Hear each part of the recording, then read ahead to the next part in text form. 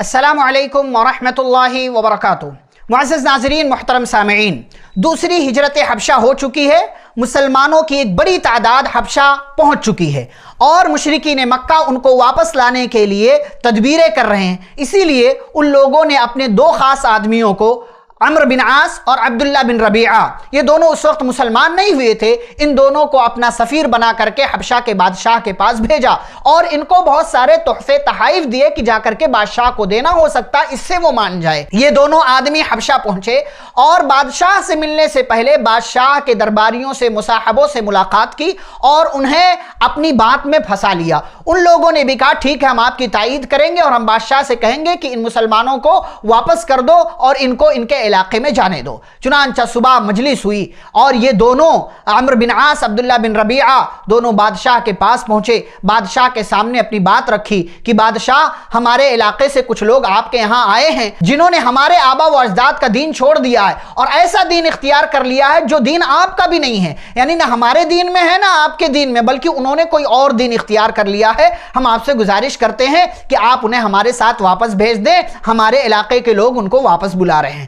بادشاہ نے کہا اچھا ٹھیک ہے، معاملے کو کھنگال لیتے ہیں، معاملے کی جانچ پڑتال کر لیتے ہیں۔ مسلمانوں کو بلایا اور مسلمانوں سے سوال کیا، بھائی ماجرا کیا ہے؟ تم نے ایک ایسا دین اختیار کر لیا ہے جو تمہارے آبا و اجداد کا بھی نہیں ہے، جو ہمارا بھی دین نہیں ہے، پھر یہ کون سا نیا دین ہے؟ مسلمانوں کی طرف سے حضرت علی رضی اللہ تعالیٰ عنہ کے بھائی اور پیارے نبی صلی اللہ علیہ وسلم کے چچا زاد بھائی حضرت جعفر رضی اللہ تعالیٰ عنہ نے ایک چھوٹی سی تقریر کی اور کہا، اے بادشاہ، ہم جاہل تھے، ہم مردے کھاتے تھے، ہم بتوں کی پوجا کرتے تھے، ہم بدکاری کرتے تھے، ہم زناکاری کرتے تھے، ہم سود کھاتے تھے، ہم دوسروں کے مال پر ناجائز قبضہ کر لیتے تھے اور ہمارے اندر بڑی بڑی برائیاں تھیں، حلال و حرام کی کوئی تمیز ہمارے یہاں نہیں تھی، اور پھر اللہ نے ہم پر احسان کیا، ہمارے درمیان ہمیں میں سے ایک رسول بھیجا، جس رسول کا خاندان ہمیں معلوم تھا، جس رسول کا کردار ہمیں معلوم تھا، جس رسول کی صفات ہمیں معلوم تھی۔ اس رسول نے ہمارے درمیان یہ میسج رکھا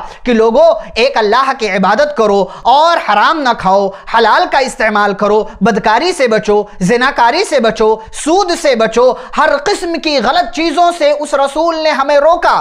ہمیں اس رسول کی بات اچھی لگی، ہم نے اس کی بات کو مان لیا، بس اسی بات پر ہماری قوم ہماری دشمن بن گئی، اس نے ہمیں ستانا شروع کر دیا، اس نے ہمیں پریشان کرنا شروع کر دیا، ہم پناہ کی تلاش میں آپ کے علاقے تک پہنچے ہیں، بس یہی ہمارا جرم ہے۔ پیارے نبی صلی اللہ علیہ وسلم کے تعلق سے مکمل باتیں حضرت جعفر طیار رضی اللہ تعالیٰ عنہ نے بادشاہ کے سامنے رکھا اور یہ بات بھی رکھی کہ اس رسول کو اللہ نے ایک قرآن بھی دیا ہے۔ تو بادشاہ نے کہا کہ وہ قرآن جو تمہارے رسول کو دیا گیا ہے اس میں سے کچھ ہمیں بھی سناؤ۔ حضرت جعفر رضی اللہ تعالیٰ عنہ نے بادشاہ کے سامنے سورہ مریم کی تلاوت کرنا شروع کر دیا، جس کے اندر عیسیٰ علیہ السلام کی پیدائش کا، نبوت کا، معجزے کا تذکرہ ہے۔ اور جب تلاوت ختم ہوئی، بادشاہ رونے لگا، بادشاہ کے درباری رونے لگے، بادشاہ کے مصاحبین رونے لگے، اور بادشاہ نے جواب دیا کہ عیسیٰ علیہ السلام کے اوپر نازل کیا گیا کلام اور یہ قرآن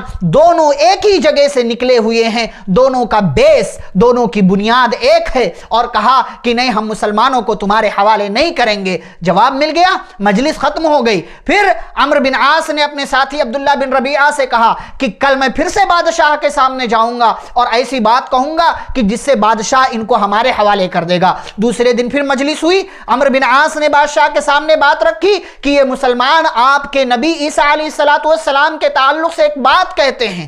تو بادشاہ نے مسلمانوں کو بلایا۔ اس بار مسلمان تھوڑے پریشان ہوئے کہ اب بادشاہ ہم سے کیا چاہتا ہے، لیکن ان لوگوں نے سوچا کہ ہم سچ بات کہیں گے، نتیجہ کچھ بھی ہو۔ چنانچہ بادشاہ کے سامنے پیش ہوئے۔ بادشاہ نے پوچھا کہ تم لوگ عیسیٰ علیہ السلام کے بارے میں کیا کہتے ہو؟ چنانچہ عیسیٰ علیہ السلام کے تعلق سے جو عقیدہ پیارے رسول صلی اللہ علیہ وسلم نے بتایا، قرآن کے اندر ذکر ہے، وہی پوری بات عیسیٰ علیہ السلام کے تعلق سے حضرت جعفر رضی اللہ تعالیٰ عنہ نے رکھ دی۔ عیسیٰ علیہ السلام اللہ اللہ کے بیٹے نہیں ہیں، وہ اللہ کے رسول ہیں، اللہ کا کلمہ ہے جس کو اللہ نے مریم علیہ السلام کو نوازا۔ عیسیٰ علیہ السلام بن باپ کے پیدا ہوئے، اللہ نے ان کو نبی بنایا، رسول بنایا، اور وہ روح اللہ ہیں، اللہ نے ان کو زندہ آسمان پر اٹھا لیا۔ یہ عقیدہ سنا، بادشاہ نے زمین سے ایک تنکا اٹھایا، کہا جو کچھ تم نے عیسیٰ علیہ السلام کے تعلق سے بتایا ہے وہ عیسیٰ علیہ السلام اس سے ایک تنکے کے برابر بھی زیادہ نہیں ہیں، اور پھر اعلان کیا جاؤ میری بادشاہت میں آرام سے، سکون سے، چین کے ساتھ رہو، مجھ سے کوئی تمہیں نہیں چھین سکتا، میں تمہیں تکلیف آنے دوں یہ بات مجھے گوارا نہیں ہے کہ مجھے سونے کا پہاڑ بھی دیا جائے اور میں تمہیں کوئی تکلیف آنے دوں۔ قصہ ختم ہو گیا، اور پھر سارے تحفے تحائف واپس کر دیے بادشاہ نے۔ عمرو بن عاص، عبداللہ بن ربیعہ دونوں ناکام ہو کر مکہ پہنچے، اور مشرکین مکہ سے ملاقات ہوئی، ساری باتیں رکھی۔ مشرکین کو اس بات کا احساس ہو گیا کہ جو کچھ کر سکتے ہیں ہم مسلمانوں کے ساتھ مکے ہی میں کر سکتے ہیں، مکے کے باہر ہم مسلمانوں کا کچھ نہیں بگاڑ سکتے۔ انہیں اپنا دائرہ معلوم ہوا، اپنی حیثیت معلوم ہوئی، اپنی طاقت کا اندازہ ہوا، اور پھر اس کے بعد انہوں نے خطرناک پلان بنانا شروع کیا۔ یہ خطرناک پلان، یہ تدبیر کیا ہے، یہ انشاءاللہ ہم اگلی ملاقات میں آپ کے سامنے رکھیں گے۔ والسلام علیکم ورحمۃ اللہ وبرکاتہ۔